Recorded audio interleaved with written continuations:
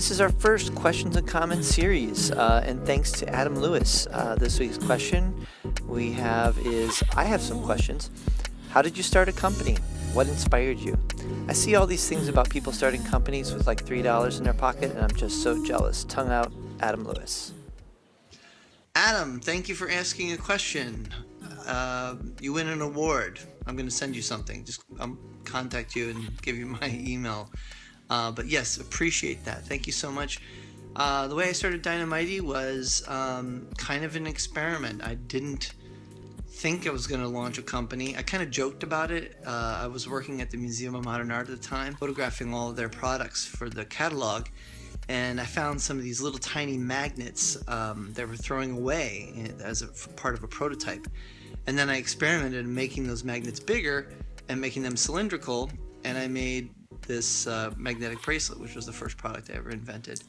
I bought a box of magnets for about $300. For me, $300 at the time was a big deal. Like really, like had to borrow money from my dad and bought a box of magnets, and then I tore off about 50 magnets, had a like fancy branding package on it and stuff like that, and I sold them at the MoMA store for like $80 a piece. It was pretty amazing. I mean, because there was like order after order after order, and then they were like, "What else are you gonna do?" And then I started doing trade shows, and I started experimenting and doing other kinds of products. But I have to say, you know, it wasn't like a one-shot one. It was like I had experimented in other products before, but never had anything really like, you know, connect and work.